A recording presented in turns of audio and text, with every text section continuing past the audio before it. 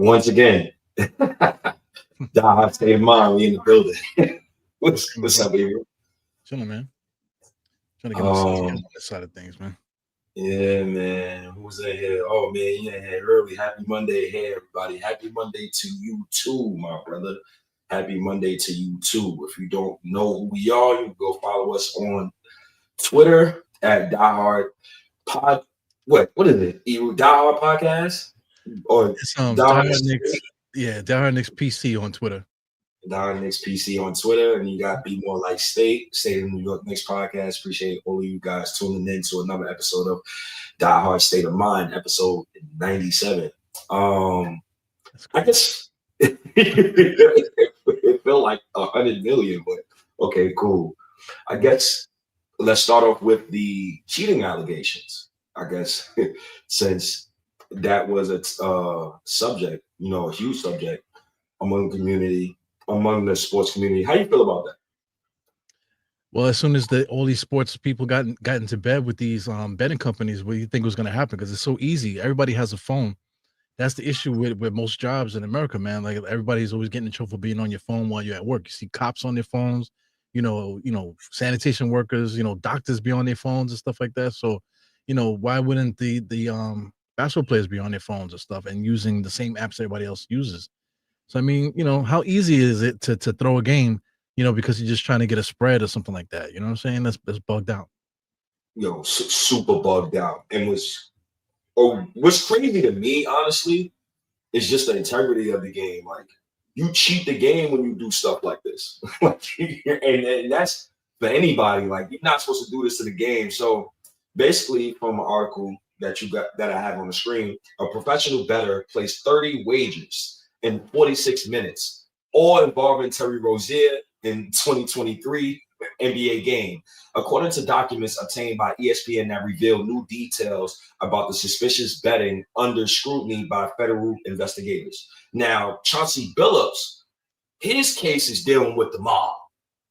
Right? He's dealing with some mobsters, some gangsters, to the point he right. Hold on, let me remove this real quick. It's so real, you. It's a mobster on YouTube. And he was talking about how the books, like he used to run books and whatnot. And he was talking about the whole betting thing. He was like, oh, players who sit themselves out and sit for fake injuries. Oh, that's normal. That's common. I'm like, oh, damn. Yeah, I seen the same thing too. Like sometimes they get in trouble with on guys where they owe a lot of money or whatever, and they said that, well, I can't pay you the money back. So it's okay, you don't have to pay it back. Just for the next X amount of games, that's what he said. I need you to throw an interception every game, or whatever. Don't allow to get the lead or something, whatever, something that you can manipulate easily in the game that that somebody that's betting could get some leverage on. You know what I'm saying? So it's messy, bro. It's not like isolated to this thing. It's been going on for a while. Remember that referee that got in trouble for for messing with that stuff early on. They did like a movie on it and all kind of stuff, I think, right? You talking about Tim Donahue? Yeah. He got locked up too. Did he get locked up? Yes, he did. So Tim Donahue, I hate his guts, by the way, because of what he did to Allen Iverson. That's a story for another night. NBA referee Tim Donahue was caught betting on games he officiated and providing inside information to gamblers. He admitted to manipulating foul calls to influencing point spreads. Diehard served 15 months in prison and remains to be one of the biggest referee scandals in NBA history. Yeah. So, he was cheating. DeJounte Porter, Michael Porter brother, he was gambling. He was cheating. Some old school gambling stuff, the Yankees, they was dealing with the mobs back early. Calvin Ridley, he recently got suspended for an NFL season because of gambling. One of the things, point shading, right? You was about to say something about that. Well, Pete Rose famously, man, they banned Pete Rose from baseball, and then they finally brought him back when he died, which is messed up, man. So I mean, like I said, these sports people they make things so easy and it's convenient. When it's convenient to them, and it's just funny that now the NBA is getting kickback from these places, and then and then now look at what's happening, man. So it's not a good look on sports. Do you think that messed with player psyche? Because every time I turn on a goddamn, I give you an example. Today I was watching ESPN. I was watching Good Morning, wake up with those guys and whatever. Shouts to those guys. And he literally did a promo for gambling for FanDuel. And I'm watching, I'm like, how can these guys avoid that? Like, what do you think is going through their mind when people place bets on them and whatnot? And do you think guys like Terry Rozier and Billups, you think it was like hard for cash, or was like something deeper? I mean, these guys are making an incredible amount of money. I think, Terry Rozier made like over $100 million, something like that. So it wasn't for money. Like these guys were, they're talking about $10,000, $100,000 here and there. You know what I'm saying? So it could be for a friend, possibly. It could be something wild, or it could just be, the thrill of it. Like Michael Jordan is a famous gambler, and it wasn't the fact that he needed the money. He's a billionaire, but the thing is that he can't lose. That's like once you like. Could you imagine though, bro? Like that's just like you're in incredible shape. You're young. You know what I'm saying? Nobody can fuck with you. You know what I'm saying? You're the top of your game, the best in your sport. You know what I'm saying? So like to lose at anything, especially to somebody that's not on your level, that's got to do something with your head. So like Michael Jordan would like if you're flipping coins or anything, that dude does not want to lose at any point. So I get it. The ego of somebody that plays sports, man. I could imagine. But to be that level, like you're the best in the world, I can imagine how incredible your ego could be. Yeah, that's a fact. Yeah, everybody showing you love, you the breadwinner, like everybody. It's like, Yeah, even your parents can't tell you nothing because look at these kids. There's a kid, BYU. He signed with BYU or whatever. AJ, you talking about AJ, the Buster? Yeah. Yeah, he's nice. He's cold. Yeah, but he signed an NIL deal for like they said upwards to $7 million as a college student. You're talking about a kid that's 18 years old. You know what I'm saying? So what can his parents say? What can anybody say to him? You know what I'm saying? I earned $7 million. What can anybody say to somebody like that? So you can imagine how that ego could just roll around and then get people into huge problems. Yeah, that's a fact, man. Finally, on our guy, the gambler, Terry Rozier. Oh my goodness. On the morning of March 23rd, 2023, a better at a sports book in Biloxi, Mississippi, Jesus, placed 13,759 in bets on unders in Rozier's statistics in a game, a night between Charlotte Hornets and the Pelicans. All 30 bets won. After Rozier, an 8-year veteran with the Hornets at the time, exited 10 minutes into the game, citing foot issue. Wow. I like, bro. That's crazy. That's a lot of bread, though. That's a lot of money being spent there.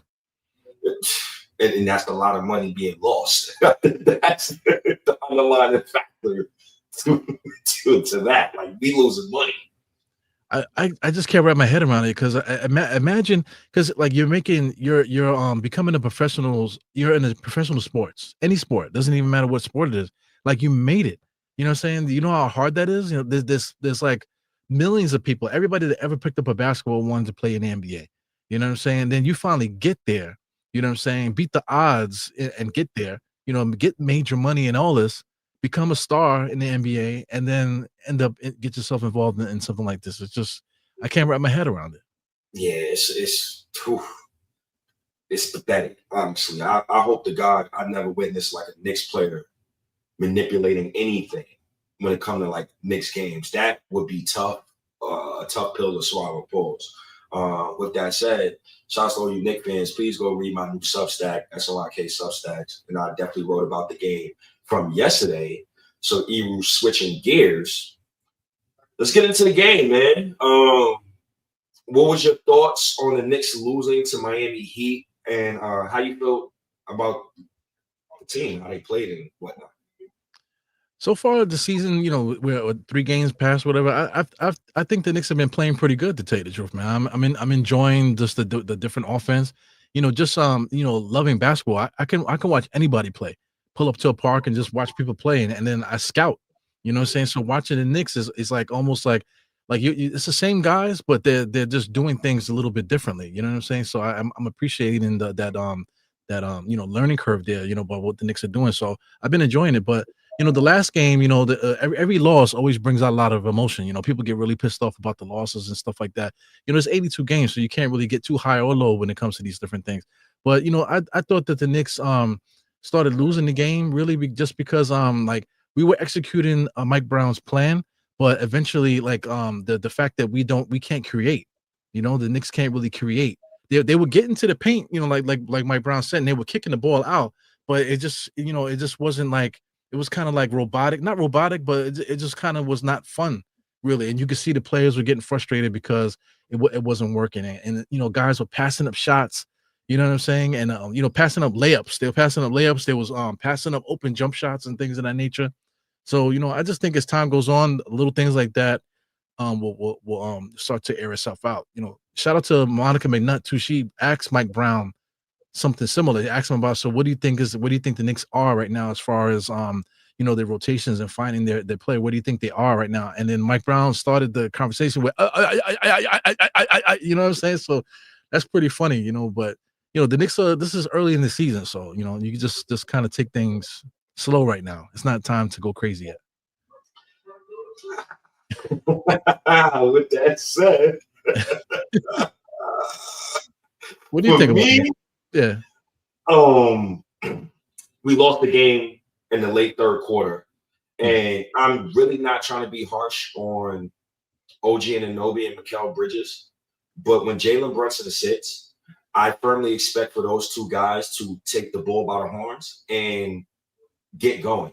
By the end of the third quarter, the Knicks was down 88-81. And they could not stop nobody. But I have here let me bring this up on the screen. A couple of reasons, in my opinion, why the Knicks lost yesterday.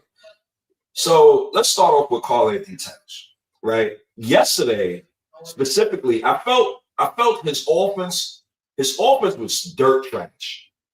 And I'm trying to be nice about it. He started off the game chucking threes. I didn't like the fact that he was chucking so many threes. And we know you're great. Right? We know you're great at shooting threes. Don't chuck threes every single time. You giving the team. You're basically letting the team off the hook. Yeah. You're literally letting them off the hook. Another thing that comes straight to my mind, Ariel Hukporti got dominated by Bam Adebayo. When Bam Adebayo hit that corner three, I said, oh, yeah, we're in trouble. Another thing, so let me bring this back up on the screen so people can actually see some of the stuff that I see a little bit. I felt Jalen Brunson. Love his game yesterday. He was actually my player of the game. Let's scroll up here. He was actually my player of the game. He had 37 points, 6 assists, 4 rebounds. He had 4 steals, right? 14 for 26 from the field, shot 53.8%. That stuff that you like to see, 5-11 from three-point line. He had 10 fourth quarter points. Yeah, he was locked in, man. That's all I'm going to say. He was locked in. You could see the game face. He was like in mid-season form already in game 3. And with that said, he was locked in. Nobody else wasn't. Mikal Bridges had 2 shots, and it was 5:45 left in the second quarter. I don't know if I got to take that out on Brunson. I don't know if I got to take that out on Mikal Bridges because I want him to get more shots. He's actually very efficient this year. When I get to his stats, I'll show you. He's very efficient this year. So I want him to get more shots. I don't want to see Brunson take 26 shots. That's just me. But in that game yesterday, the way them other guys played, they all played lethargic. OG, he shot 12 threes. He took 13 shots. Why? Yeah, that's uncharacteristic of what he does as a basketball player.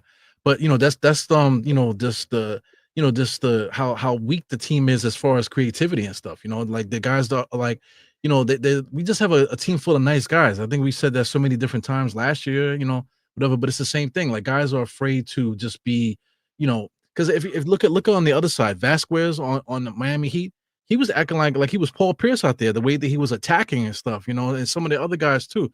That Powell dude, he was going crazy. But everybody had that energy about them where when they got to the paint, they wasn't just comfortable with getting to the paint and then just passing it, whatever. They was getting to the paint on some wop, wop, wop. You know what I'm saying? You're gonna stop me and then I'll kick it. You know what I'm saying? If you can't stop me, then I'm gonna keep scoring. You know what I'm saying? So the Knicks didn't have that. The only person that other than Brunson that was trying to get it in was Clarkson, and he couldn't buy a bucket, man. You could see the frustration with him. Yeah.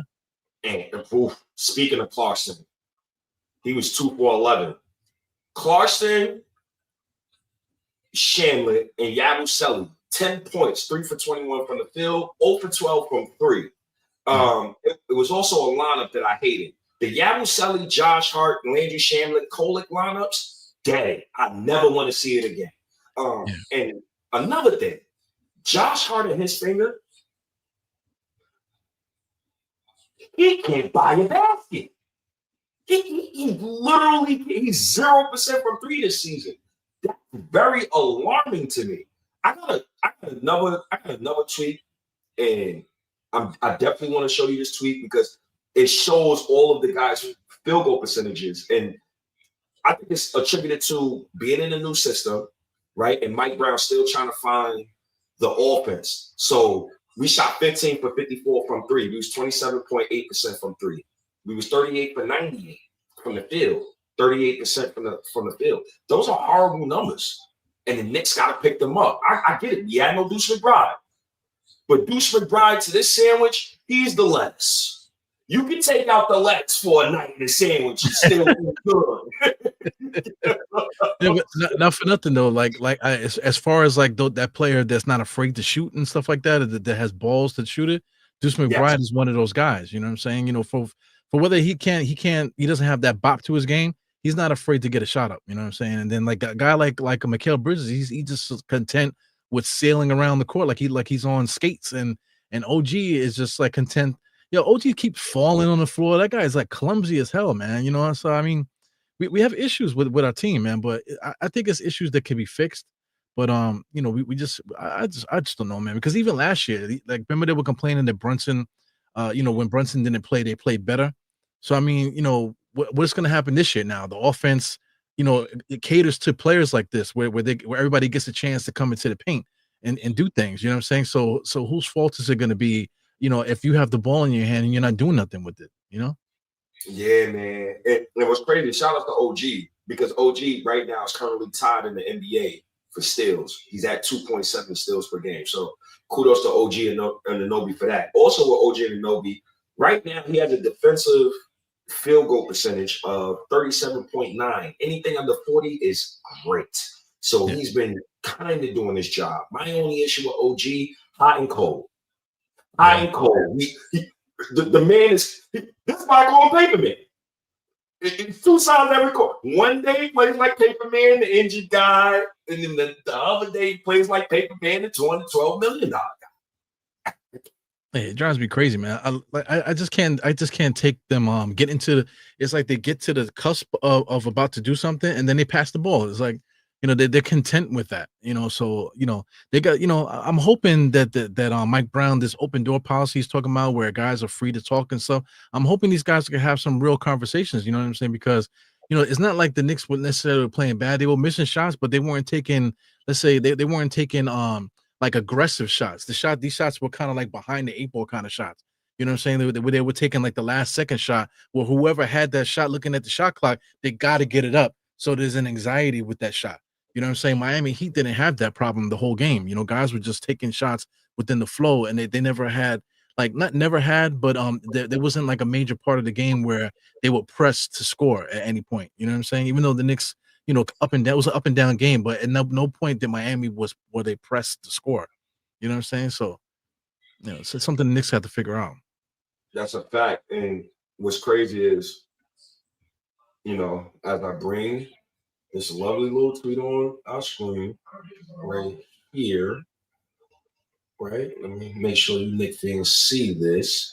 So the New York Knicks right now, Hero, the one thing that stands out, the defense way ahead of the offense. Like that's mind-boggling to me. Right now, the Knicks are ranked 4th overall in defensive rating at 105.6.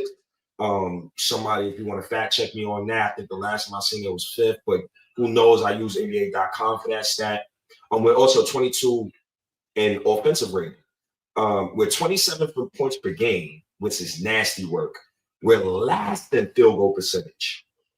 We're 22nd in 3-point percentage, and we're third in rebounding.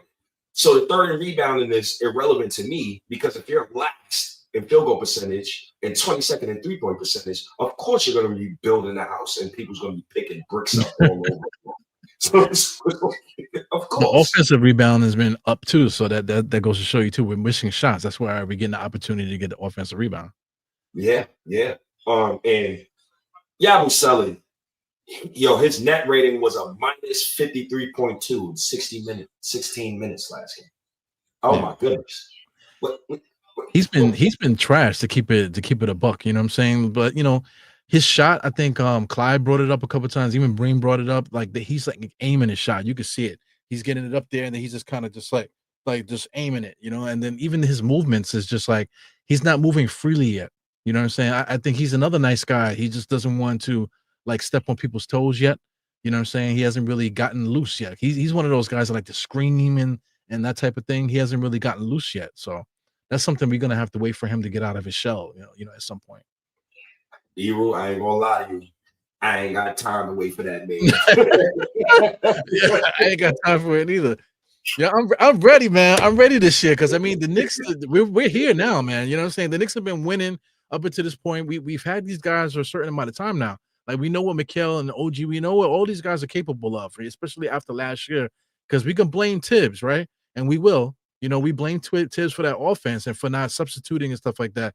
But these players, they did amazing things, like Mikal with the defensive stuff, hitting clutch shots, and Cat hitting clutch shots, OG hitting clutch shots, and Brunson going crazy. So we know what our guys can do. So I believe in our guys, So now is now. So if these guys don't start, if this doesn't start to translate, in such a way where we are who everybody says that we are, and if we that doesn't translate, then we're gonna have some problems. Yeah, quick, fast, in a hurry. One of my favorite quotes for this season. This is not Mike Brown roster. That's true. That's another thing too. So I don't want to get there though. You know what I'm saying? Once you start talking about that, then you be like, yo, then we need to get rid of this guy. This is not Mike Brown's player and stuff. That's what we did the whole 5 years with Tom Thibodeau. Oh, he's not a Tom Thibodeau type of player. Like, oh, brother, here we go with this bullshit. Brother. Yeah. Oh, brother. Let me get to some of the chat. It's the same offense as last year. Nostalgia, if you don't stop, you're not. Matter of fact. Well, I give it like this. It's the same concept. It's not the same offense. It's the same concept. Because Tom Thibodeau had a read and react offense. You know what I'm saying? I think we kind of overtalked that.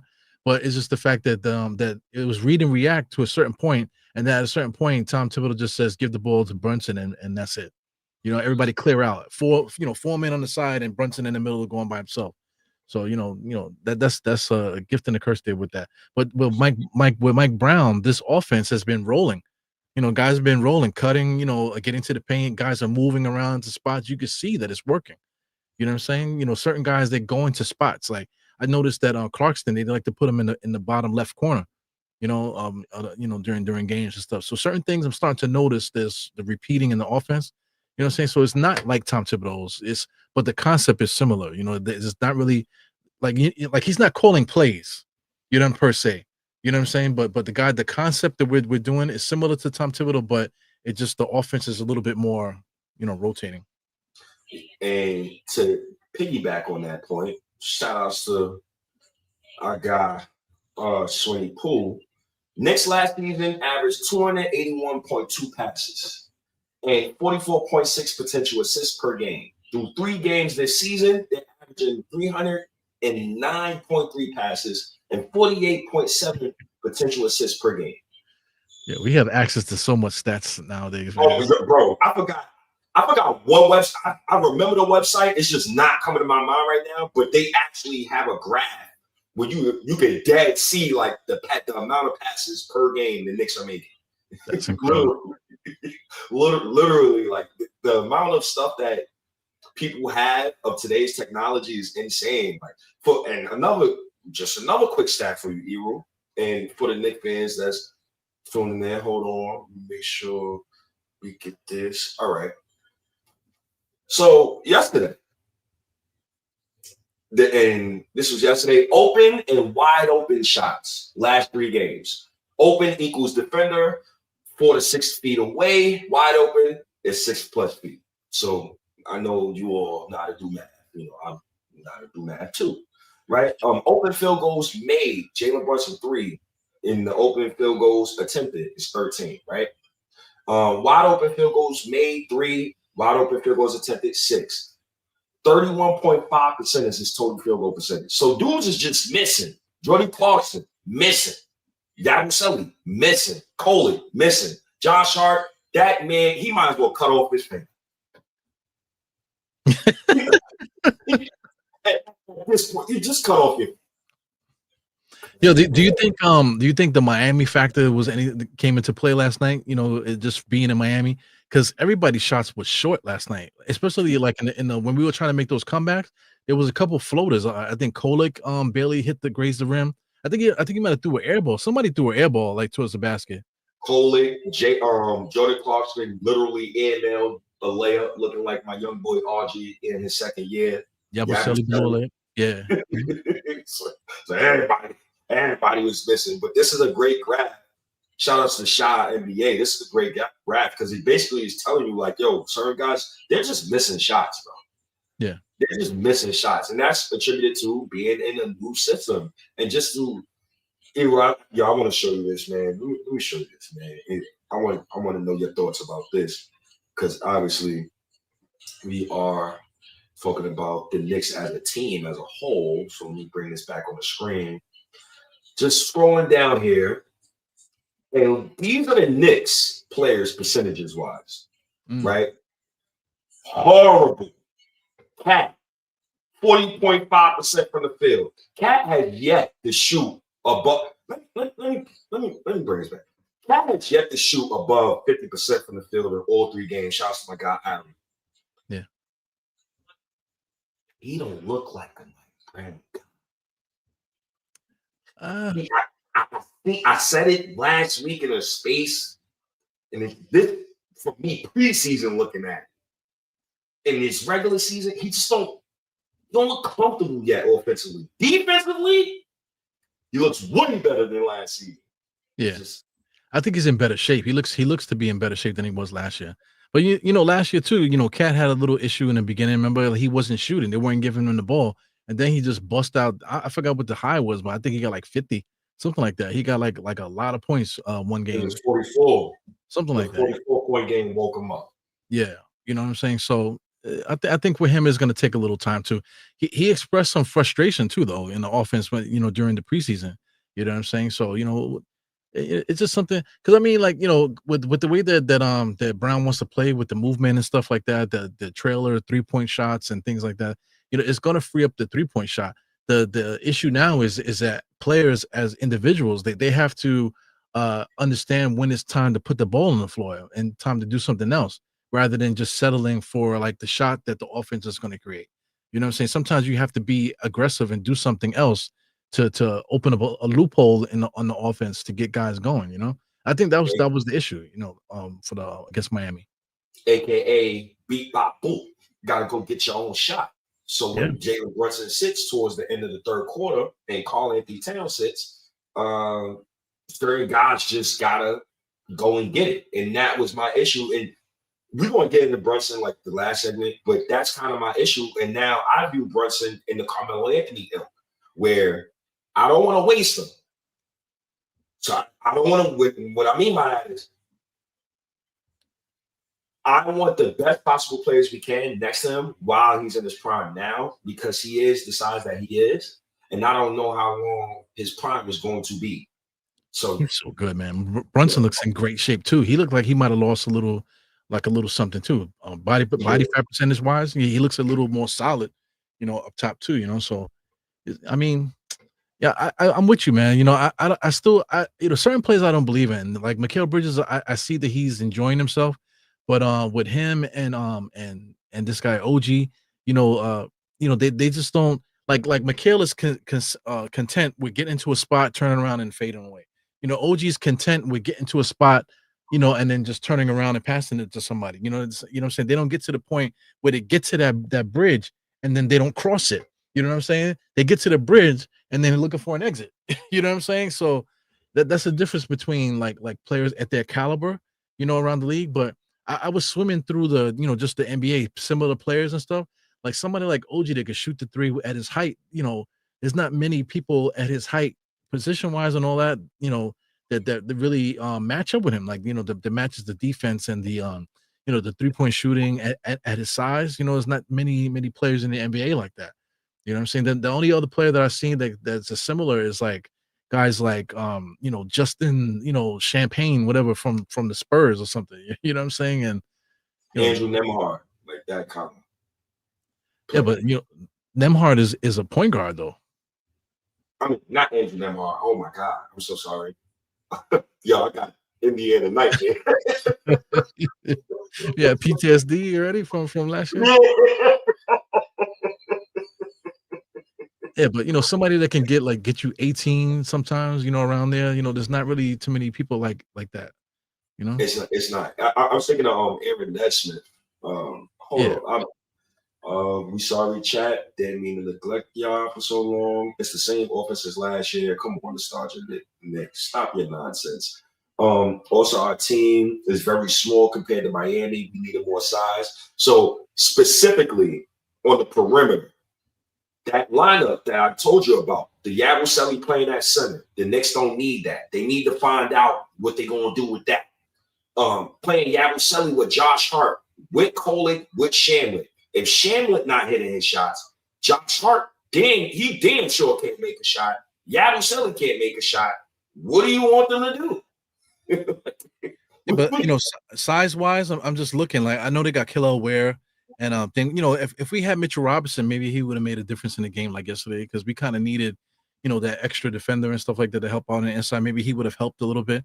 But outside of that, you got Andrew Wiggins, you got Bam Adebayo, Norman Powell, Davian Mitchell. These guys don't really have like all that much size. Rebounding wise too, you got Bam, this decent rebounder. Khalil also, like I said, but outside of that, they kind of like very similar to the Knicks. You know what I'm saying? As far as size and stuff. So shout out to Miami for changing the way they play. They're actually first in the NBA in pace right now, which is intriguing to me. Continuing on with our very own Nick bricklayers, because we got a team full of construction workers. Jordan Clarkson, 26% from the field, 20% from three. Josh Hart, 23.1% from the field, 0% from three. Yabusele, 20% from the field. I don't even want to talk about his 3-point percentage. That's why I deleted it off the tweet. Dariel Hakaporti, 25% from the field. Landry Shanley, 30% from the field.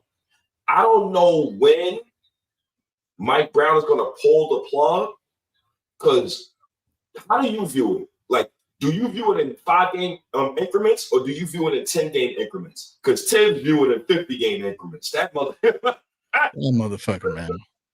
I'm so glad we don't got Tom Thibodeau around no more, man. It's it's too much stuff. I mean, just like the way that people were on his ass too. Like, you know what I'm saying? Oh, Tom Thibodeau, he's saying, I mean, come on, cut it out, man. Like I'm tired of looking at the same stuff and tired of arguing about the same things, But I mean, what were you alluding to with the question? Crazy, man. Yo. Like 5-game increments and stuff like that. I think the 5-game thing is good. And like, how do you view it? Like, do you view it in 5-game increments? Do you view it in 10-game increments before the tips? Yeah, man. Fucking Tom Thibodeau, man. He's a distraction, man. I can't answer the question because I just like looking.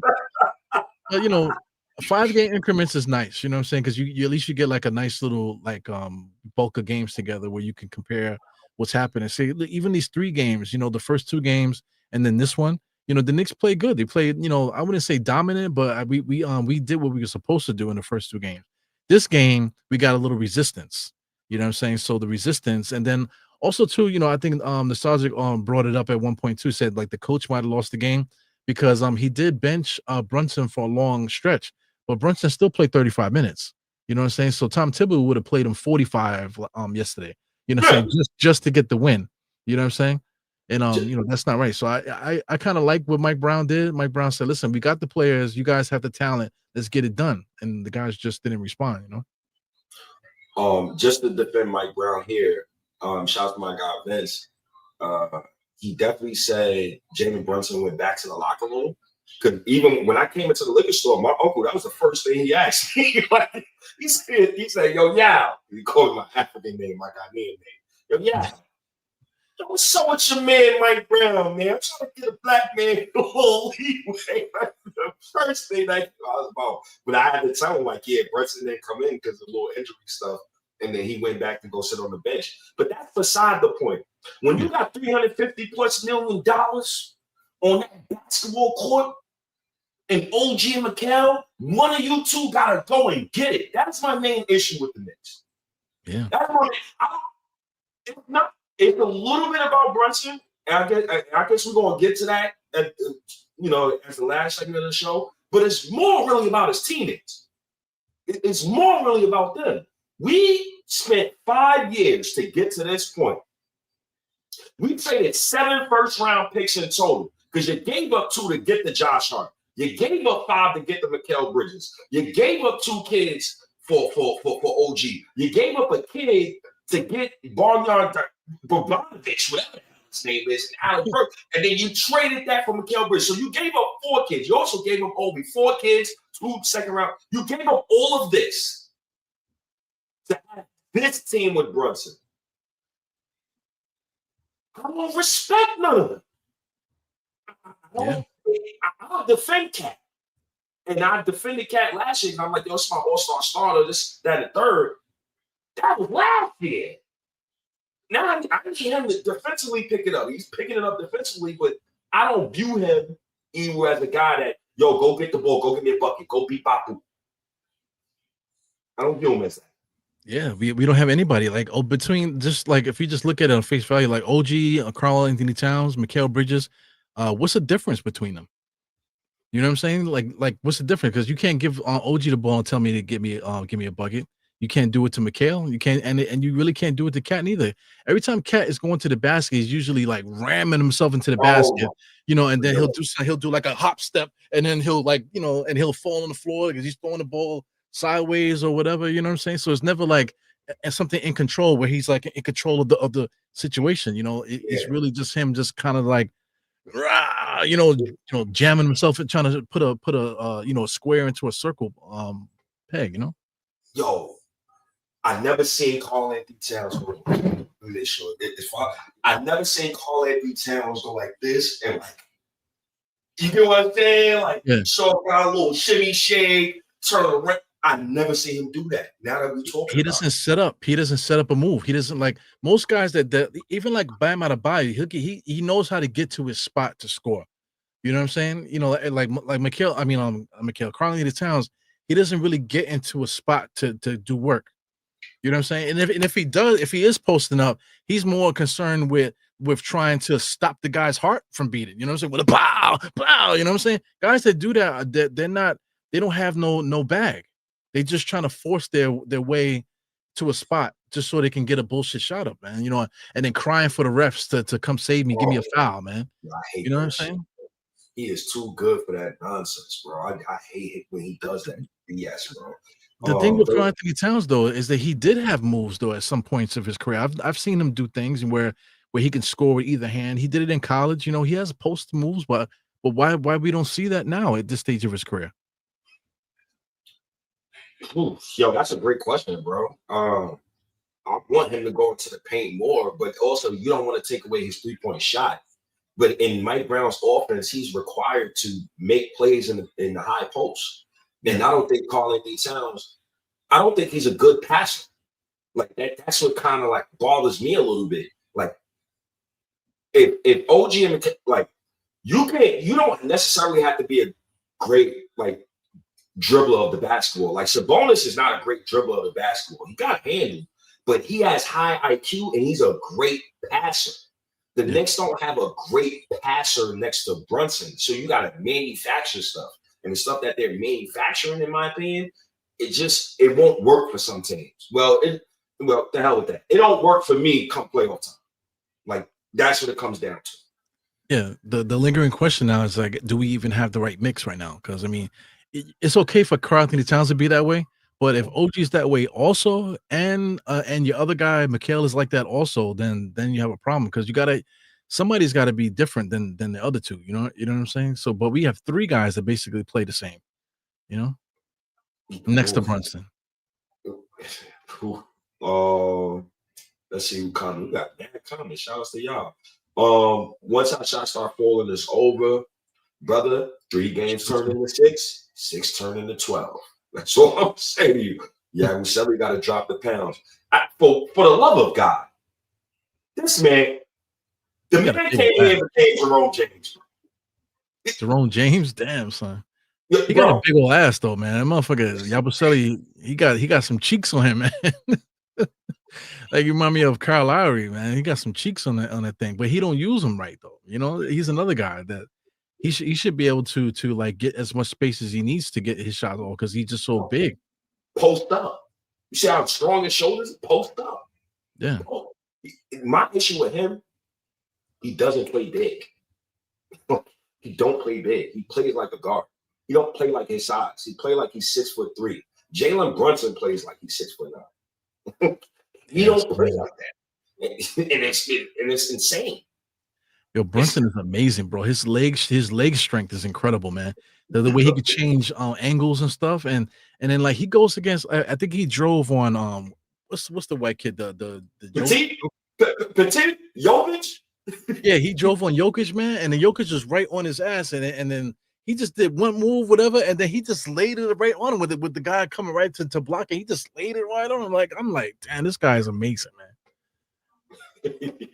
Yeah, he's amazing. Shout out to JB, man. Well, let me ask you this though. All right, since we're talking about that, like it could be anybody. It doesn't have to be the kind of Knicks trade for them, but like what would be a good partner for Brunson? Who would be a good person to put next to him? Because Karl Anthony Towns is on that level of a second player, OG and Mikhail, they're kind of like maybe like third of third option, fourth option kind of guy. But who could be that second option to Brunson if Brunson's your number one? Like Yo, ideally, that's a tough question because several things come to my mind. Like I'm still asking Brunson to scale it back. I'm still asking to scale it back.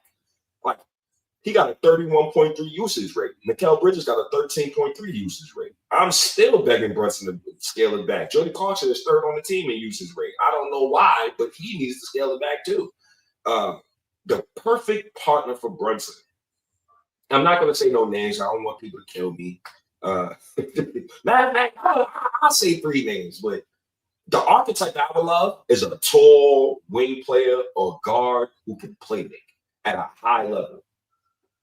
Just throw a name just for shits and giggles. It doesn't, it doesn't have to be somebody we could trade for. It's just the ideal type of person. Cause I struggle with it all the time. I'm like really thinking like what would be good. Cause I mean, like, not for nothing, Giannis, obviously. I think that would be somebody like that. But for shits and giggles, like a dude like Tyrese Halliburton, like a dude like Lonzo, like LaMelo Ball, like that archetype right there. It for me is like the perfect running mate for Brunson because Brunson, you need somebody to offset him. But that person that offsets him, I believe, needs to be an elite dribbler of the basketball. But he also has to be way taller than Jalen Brunson. You don't want 2 short players in the backcourt. You don't win championships like that, in my opinion. And just somebody tall, bro. Somebody tall, and it can't be Cat because we know Cat is not a playmaker. I never viewed him as a playmaker. I don't even view him as a championship 2 option. I view him as a championship 3 option, in my opinion. Because Karl Anthony Towns. Yeah. And so, like, one of those tall wing player, like, so for example, like prime Paul George would be the perfect wing partner. Like, he'd be the perfect. Yeah, that I agree with. Somebody like that. Yeah, last year when we was talking about Paul Pierce, I think that was the main thing. We were talking about him, just his ability to do everything. You know what I'm saying? Next to Brunson would have been dope to have. Yeah, Paul George. It's so many, it's so many people, man. Diarra instead of Yabba Dabba Doo. I think Diarra will get his shot, but I don't think it's no time soon. Just out of respect that Mike Brown is just his first season here. He's trying to be acclimated within the ranks of the team. Yo, that kid will be around soon. It won't be. I don't think it might be this year, maybe towards the end of the year, maybe. But at some point we're gonna be talking about him a lot. I think. That's definitely a fact. Because JB is not allowed to nitpick offense. Yabu is dirt. Yeah, brother. Trust me, I know, brother.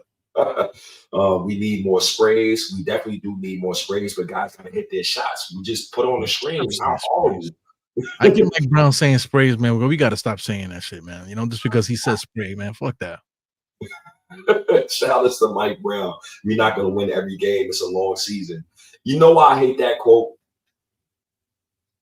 Because as a person that, and you're for this, like in other than content creators, people that do content. After a while, you know, like what certain things people was gonna say. You didn't heard certain quotes over 1,000 times. You didn't seen certain quotes over 1,000 times. That whole shtick of it's only 3 games in. I heard that with the last guy. I'm calling that guy.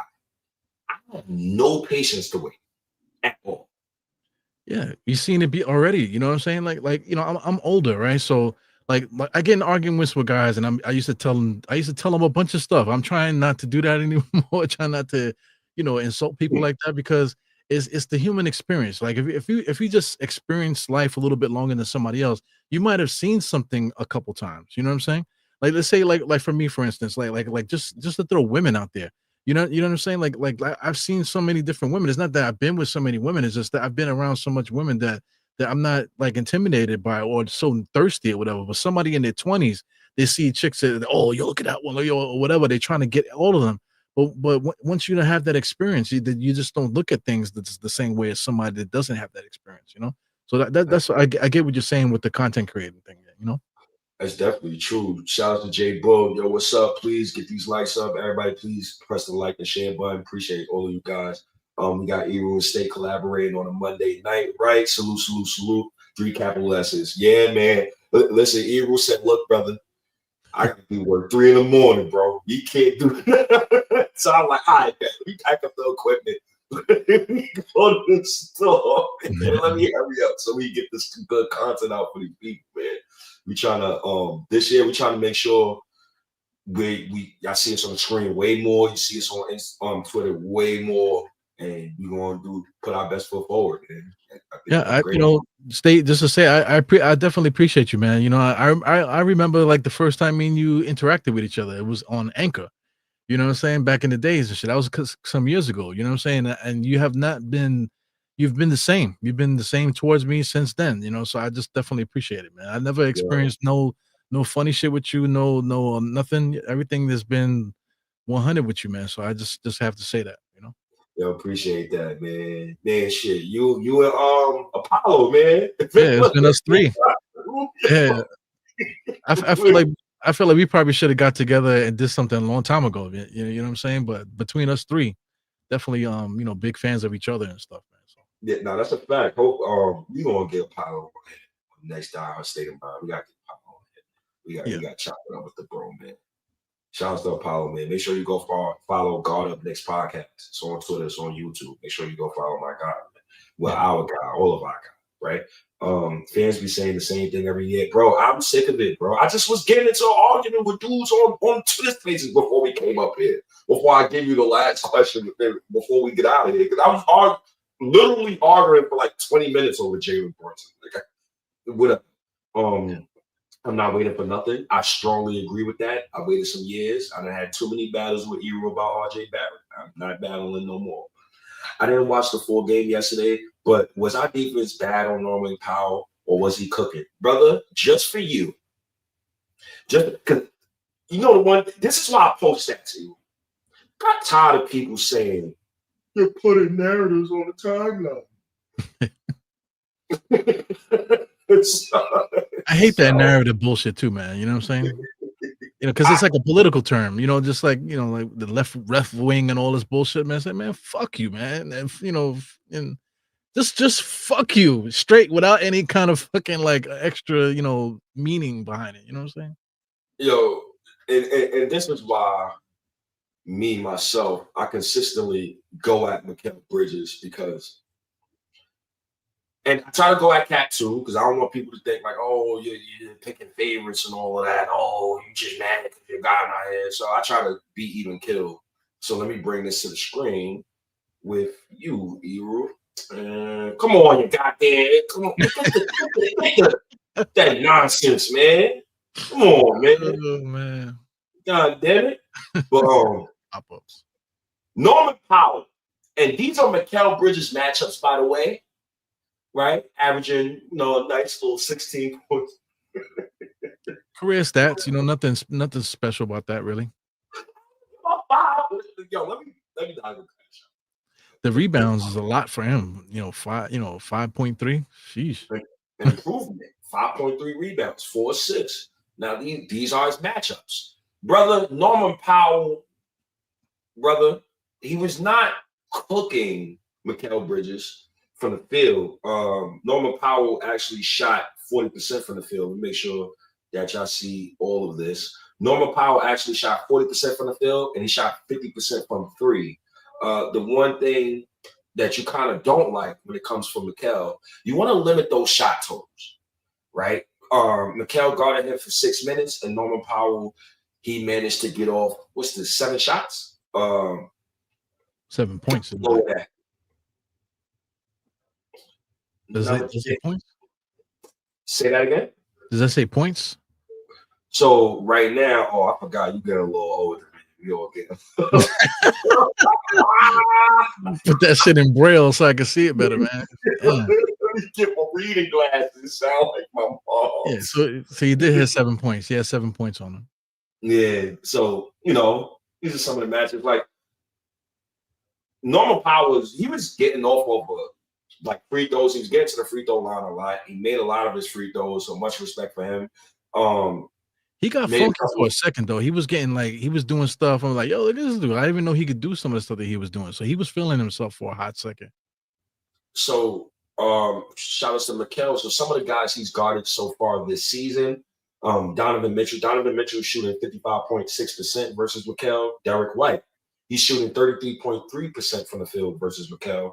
Payton Pritchard, a stat that I love. The lower amount of shot attempts means you're playing great defense. Payton Pritchard only got 1 shot off from Mikal this season. Andrew Wiggins, he was 1 for 2 from the field. You don't like that, 50%. Sam Merrill, 66.7%. And the rest of the guys, it was like 1 shot or 2 shots. But Mikal Bridges playing okay defense. I didn't even pick it up, though, to be honest with you. I wish. Yeah, I feel like he could take it up. He could take it up another notch, but this is beginning of the season. He definitely has another gear to go. Super early. Yeah. Super early in the season. It's not really like nothing, no biggie. Especially when OG Anunoby, his defensive field goal percentage is supremely great right now. I think I told you 37.4. Anybody you could go fact check me on that. OG's been playing great defense this season. But shout out to the New York Knicks. Obviously, we lost the last game. Now let's get to the last part. Jalen Brunson, the superstar. Oh no. I'm about to say, a little something long-winded, but I mean, just the things, man. Like around this time of the Earth right now, 2025, there are not really many superstars out there. Just to say the NBA, the superstars are the old guys like Durant. Stephen Curry, LeBron James, those guys are the superstars. Westbrook, people still talking about Westbrook coming off the bench and stuff, but he's more of a superstar than some of the other guys. James Harden, I'm not even thinking about him over there in the Clippers, and guys like Kawhi and stuff like that. Those guys are supposed to have been, name people, but they're like kind of like secondary. So outside of that, if you look in the East, I'm like trying to figure out who's the superstar in the NBA. The people automatically jump on Anthony Edwards, you know what I'm saying? But is he really, or is he just the only American that's really, really good? You know what I'm saying? So I don't know, man. Who is a superstar in the NBA? Shout out to Jalen Brunson, top 10 second round pick of all time with the likes of Draymond Green. You got Jokic, you got a couple of people there. In my opinion, he's a star. Him and Karl-Anthony Towns are stars to me. And the only reason why I don't view him as a superstar yet is like he don't give me that aura yet. Like it's aura, it's the accolades. notoriety. So, for example, Billy asked me earlier, so is Carmelo Anthony a superstar? Yeah. Is that a trick question? But the reason why he's a superstar to me is because when he came to the Knicks, he ushered in a whole generation of Knicks fans. One, two, global impact. Three, top 10 scorer all time.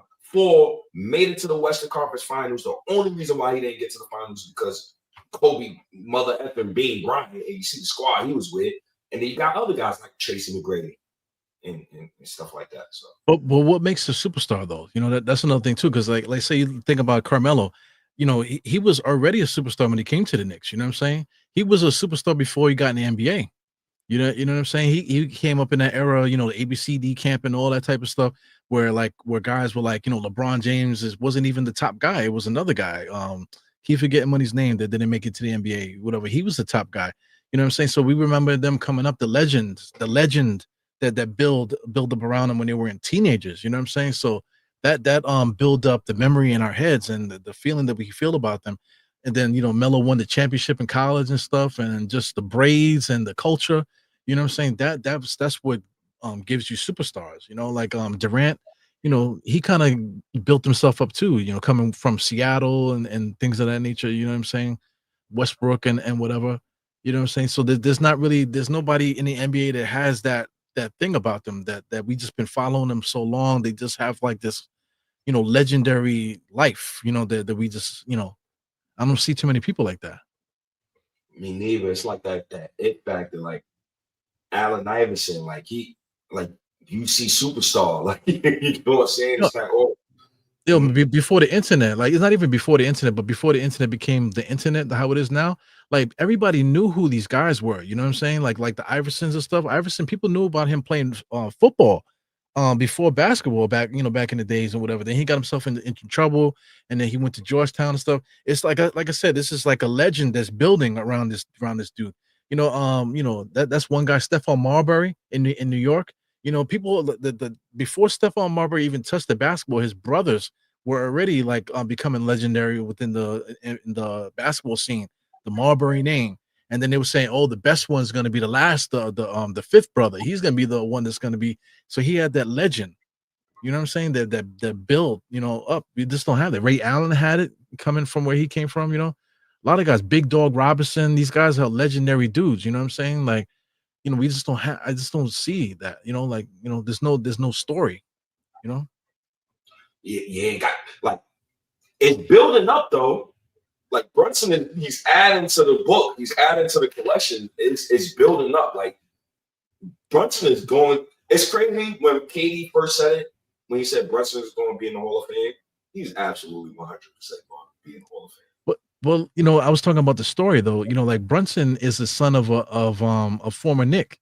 You know what I'm Yes. saying? So he has a story. You know, I loosely remember him. You know, back in the '90s as a little kid. You know what I'm saying, with Brunson. Bringing his kids and the thing. You see them just like you saw Steph Curry and them back in the days too. You know what I'm saying? It's a legend. You know what I'm saying? So especially within New York, whatever, there's a legend of Jalen Brunson. You know, he's you know he's related to, you know, I mean, there's ties and stuff, you know, so you get what I'm trying to say? Yeah, man. Yeah. It builds up. It builds up. Like Jacob Brunson resume is building up. Like he already passed Walt Clyde Frazier for most 30-point games in Knicks history. He already passed Carmelo. I think he passed Carmelo Anthony for most points in Knicks history the first 3 seasons with the team, right? He already passed Carmelo Anthony as far as like playoff success. He already passed Julius Randle as far as playoff success. Yo, he's passed a lot of people. He's been averaging like 30 something points per game in the playoffs. But it's just still a piece of me who just don't view him as a superstar yet. Now maybe it's because of the hype, I guess, or something. And I can't really say that because Allen Iverson was damn near mine. So I don't know. Maybe I'm being tough on him, but I don't view him as a superstar. Is it because he's ours? You don't want to do it? Because here's the thing too. Like, say with Patrick Ewing. Patrick Ewing was playing. You know, people would talk about him, but you know, at the time when Ewing was here, people hated Patrick Ewing. You know what I'm saying? Patrick Ewing wasn't beloved that much. You know what I'm saying? People say, "Oh, the big fella," and this, that, and the other. Well, people, dragged him and they say, "Oh, all he wants to do is shoot. He needs to take it inside." You know what I'm saying? The Knicks need to trade him. That's what was happening until he was gone. Once he was gone, then everybody realized, "Oh shit, what did we do?" We didn't appreciate him while he was here. You know what I'm saying? Yeah, that's a fact. And I don't want to do that to Brunson. You know what I'm saying? I don't want to do that to Brunson. That's why I'm starting to get mad at his teammates. Because I'm starting to get mad at Leon Rose. Because if I still view Brunson, I view Brunson as a star. He's right at the doorstep. He's literally knocking right at the door. It's just his goddamn teammates and the people that Leon Rose has been bringing him. Yeah. We can't open the door with that. And now it's possible we can. I hope we can. I pray we can.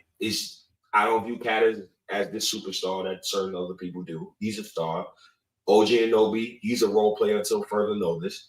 Mikal, he's a role player until further notice.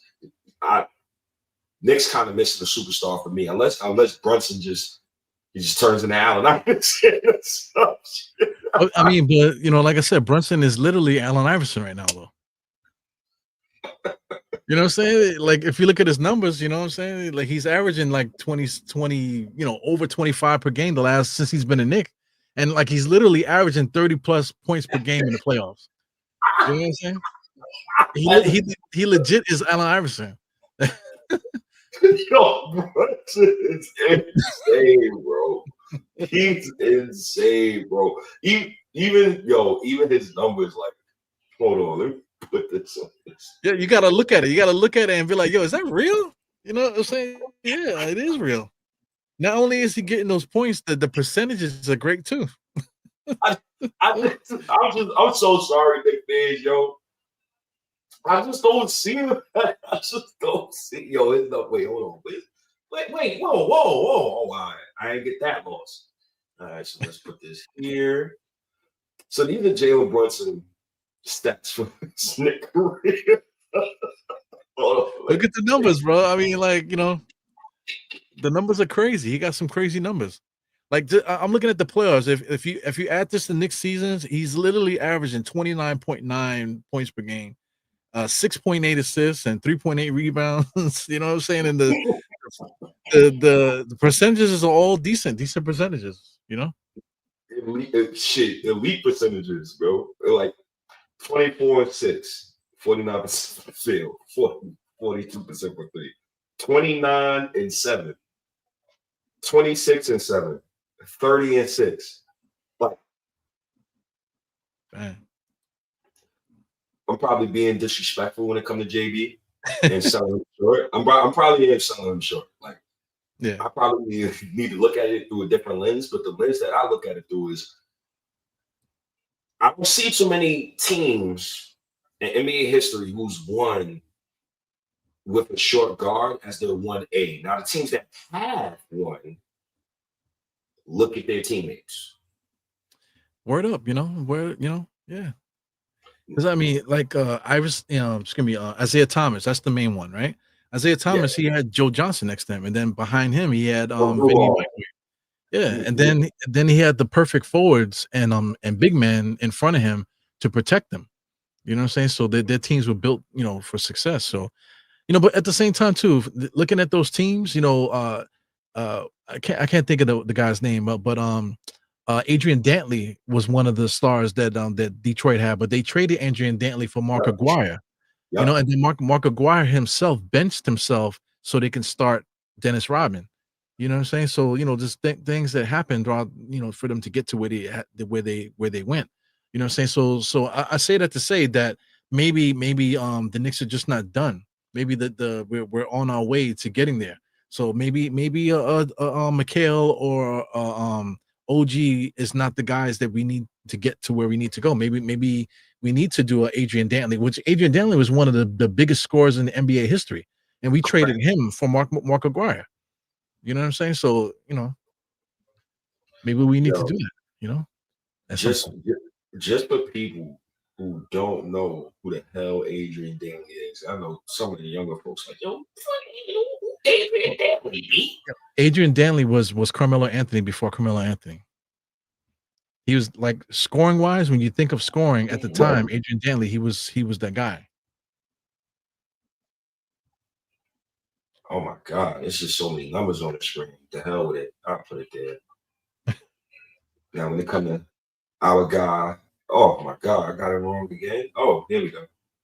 Basketball reference. Shouts to basketball reference. Some of these numbers from Adrian Dantley, like, and y'all notice on some of his numbers. So in 1976, 1977, he averaged 20 points. Next year, 21 points, 26 points, 19 points, 17 points. He averaged 28 points, 30.7 points per game, right? 30.3 points per game, 30.7 points per game. He was a beast, you know. He was a monster. And then in 1988, well, 1986, 1987, Detroit got him from Utah.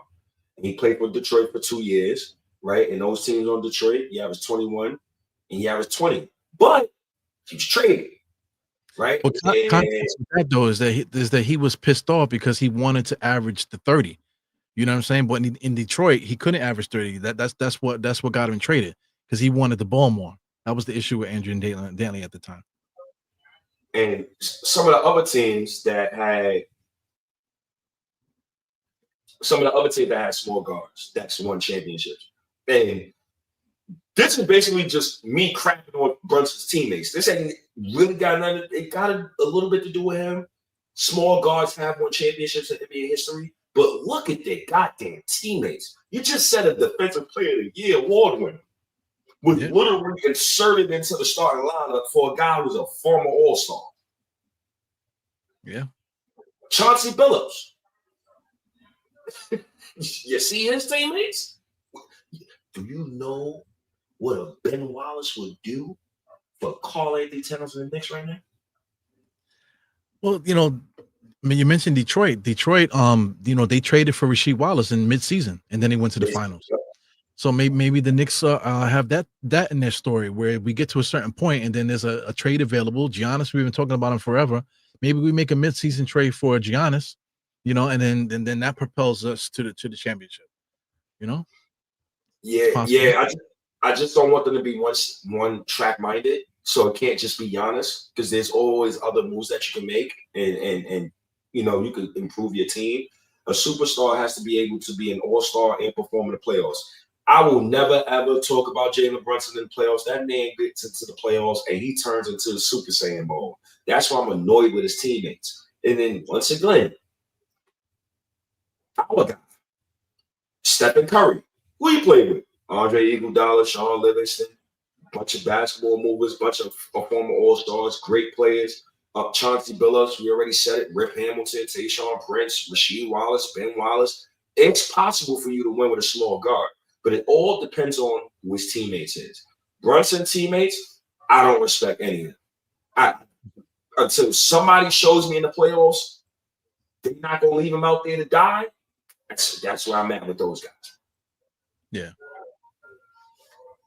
Yeah, basketball is fun, man. There's so many different ways to win. I hate it when people are closed-minded in their thought process, you know, when it comes to like building teams. It's just like, you know, some people are just like, nah, that can't happen. But I mean, just look at all the arguments, man. I just keep going back to like a Frank Ntilikina. I remember like on Sim show, Sim used to try to be the referee, and this would be like 6 guys in the panel, and all of us are cursing each other out, going crazy, and we're arguing about Frank Ntilikina, for Christ's sake.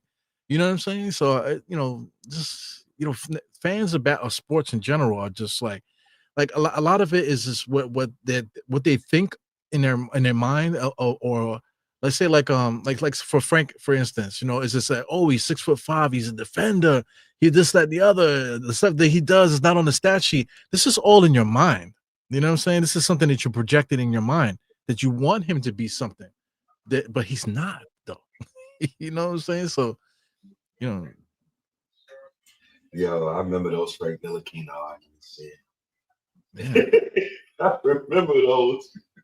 Brunson minus 26 in the ECF. I'm not blaming Brunson for that. His coach wore him down. All right, I ain't blaming him for that. Not for that ECF loss. And I'm damn sure not blaming Karl-Anthony Towns. So I hope they get it together. And it's funny. The last but not least, we get in some of these chats before we get it. This season depends on Mike Brown coaching the roster properly. And it also depends on Jalen Brunson sacrificing some of his scoring for getting teammates like Cat and OG and Anobi more involved. This is why what he just said is the reason why I want the Knicks to get another playmaker in the starting line for exactly what he just said. To get that player, somebody got to go. Bye. None of them was drafted.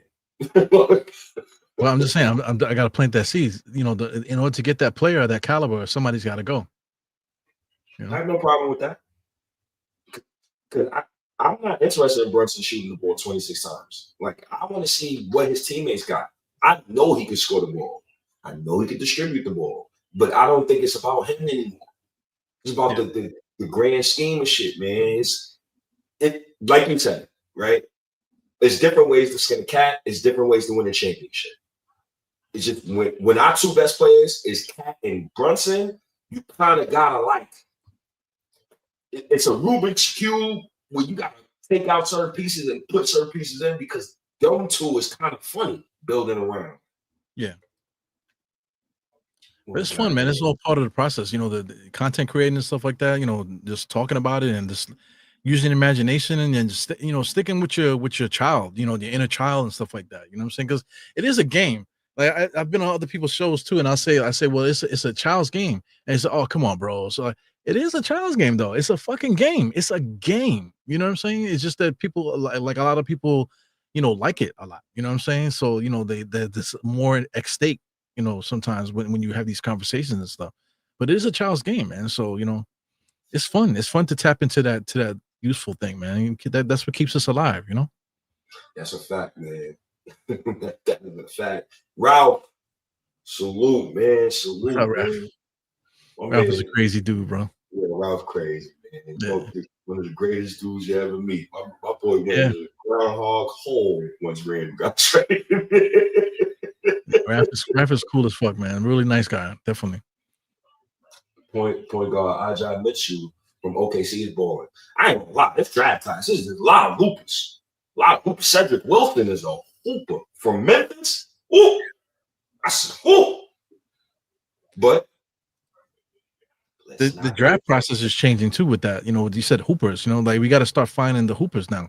Because you know, the cream is rising. Most of these guys are really good, like, you know, they have good mixtapes or stuff like that, you know, or they might have done well because they were featured or something. But you get to the NBA, you know, you really get to see, you know, who rises and who doesn't, you know. Yep, you got to play a role. And shit, we almost forgot about one of our guys, man. How we go through a whole show? Listen, an hour 15, and I'm trying to get you out of here, you quick, fast, in a hurry. I know you gotta get up. Shit. Tom Coley, you know, better ball mover than Deuce McBride. And I love the way he plays. Every single time that he's came into a game this season, it's been great when it comes to Tyler Kolek. How do you feel about Kolek?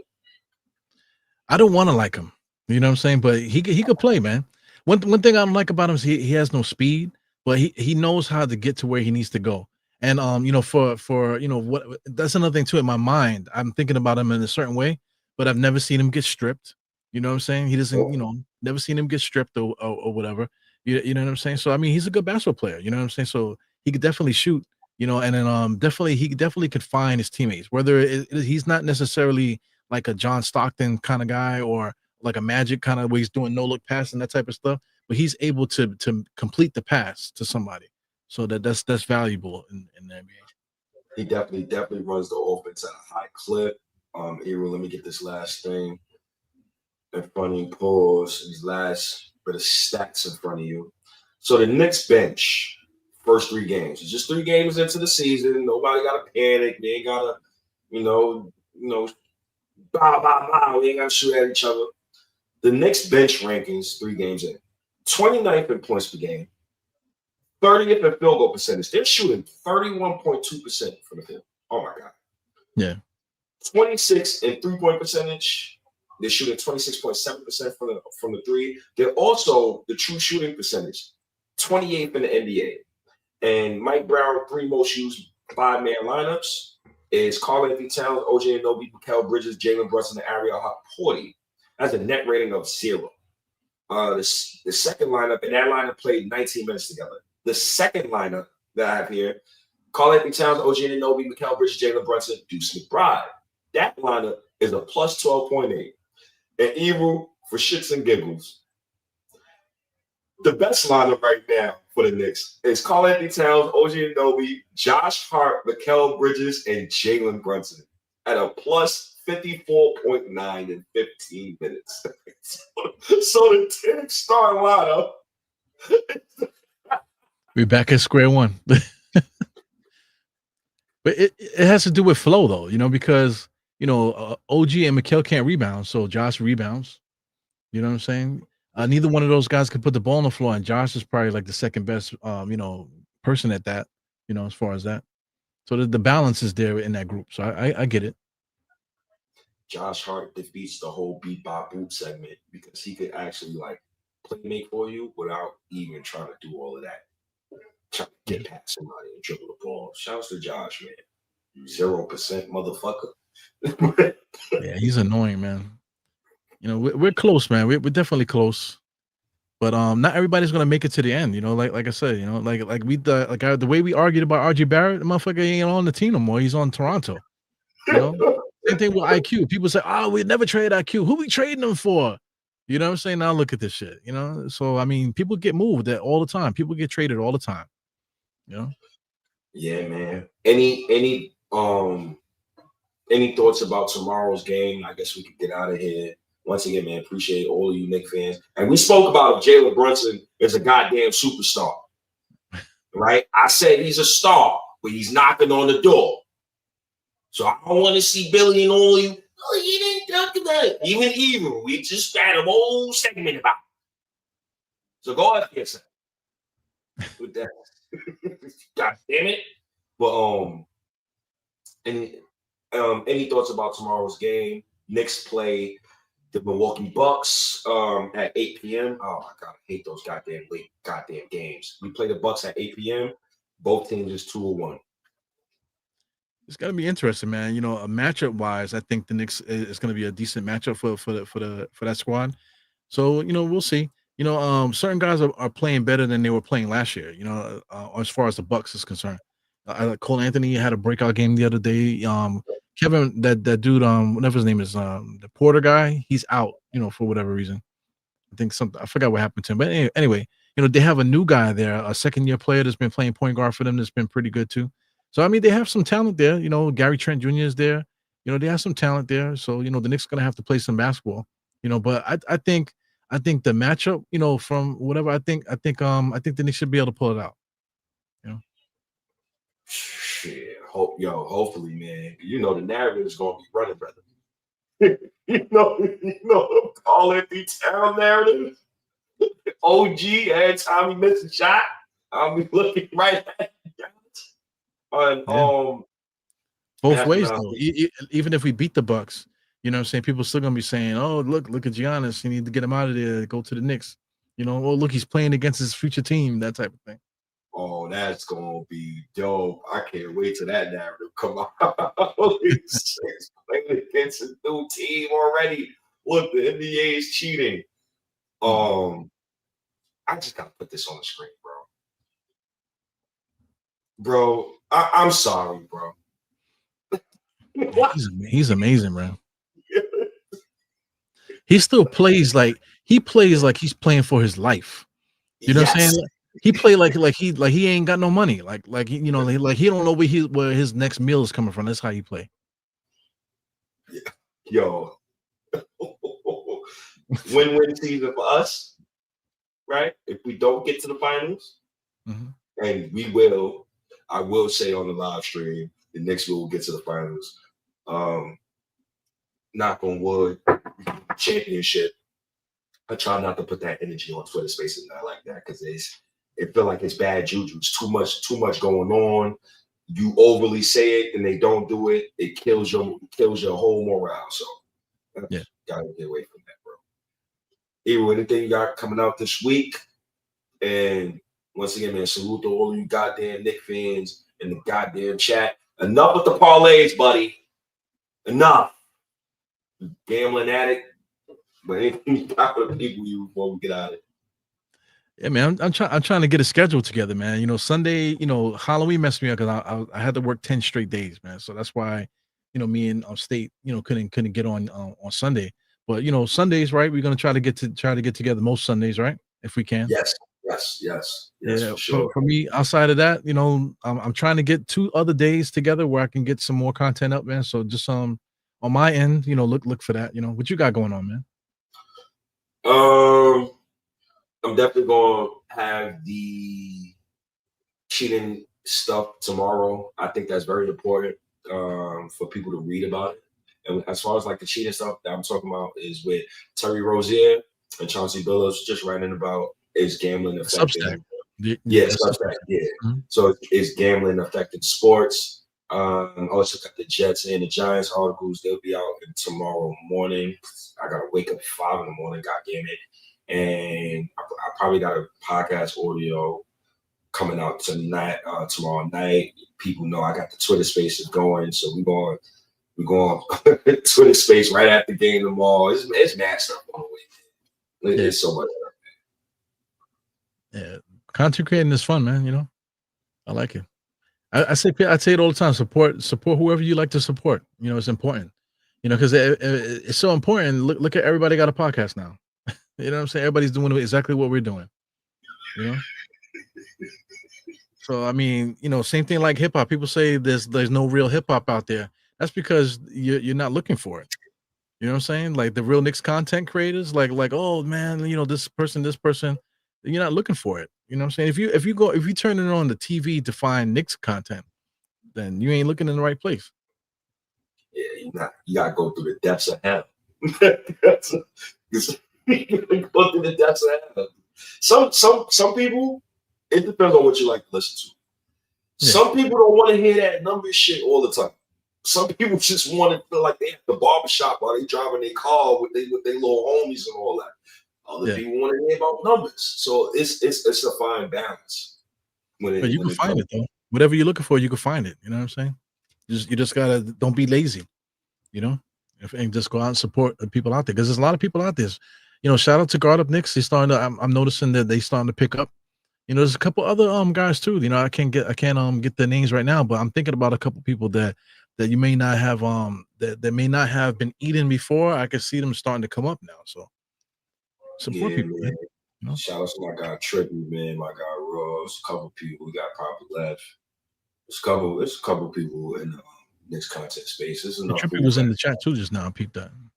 Yeah, shout out to my guy Tribute, man. Me and Ro was just having a goddamn screaming match earlier about Brunson. He called me a goddamn bitch. Yeah. See what I'm saying? That Twitter Spaces shit, I can't get with it, man. I can't get with it.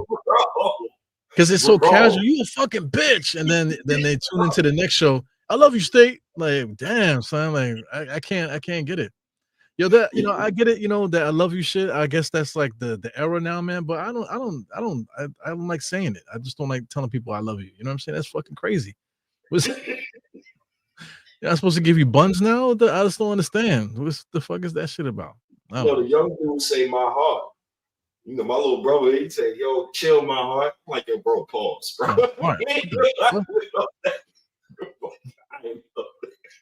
The hell's going on here, man? Oh man, shout out to the youngest, man. Last but not least, RJ Barrett hooping in Toronto. Shout out to our guy. Shout out to RJ Barrett, man. Yeah. Yes, I'm salty he got traded. Yes. If you want me to admit it, you're damn right. But it's all in the past. It's all in the past. It's nothing I can do. Yo, Eru, man, let's get out of here, man. Once again, man, shout out to all you Knicks fans that tunes in to both our podcasts and tune in to the Diehard State of Mind. It's been so many of them. Soon we'll be at episode 100. I think that's really good. I think that's probably the only time I'll probably take a Smirnoff and just drink that. Because I'm not, I haven't touched liquor in 15, 16 days. So, yeah. Yeah, I haven't drank in a while neither. So that's worth celebrating. Oh, yeah. Maybe we could do something, not necessarily big pause, but something a little different for that episode. Maybe we'll see. Yeah. I gotta smoke some weed. I got. Or maybe I can make an appearance at the liquor store or something. Put me to Yeah. work. Pull up, man. Pull up, man. Pull up, man. Oh man, these chat is jumping right now. But we gotta get out of here, man. Let me make sure, man. Shout out to my guy Eru. Make sure all you Knicks fans go follow both of us on Twitter. Go follow us on Instagram. Diehard State of Mind. You can find us on 9 streaming apps. No, more than 9. You can find it on 15 plus streaming apps. All you gotta do is just Google us. That's all you gotta do, baby. That's all you gotta do. And with that said, I have another. This live stream will be replayed at 1 a.m, just in case if you missed this live stream, and it will be replayed again at 5 a.m, just to make sure if you're waking up, you car driving, you're going to see us again. Shout out to the content creator who taught me that little nugget. That right there, that little replay the streaming on. Oh, it's over. It's over. I'm gonna replay this shit like 6 times before. I'm farming now. But yo, salute to you, Hero. I'm out of here, man. Salute to you, Knicks fans too, man. Peace and blessings, everybody.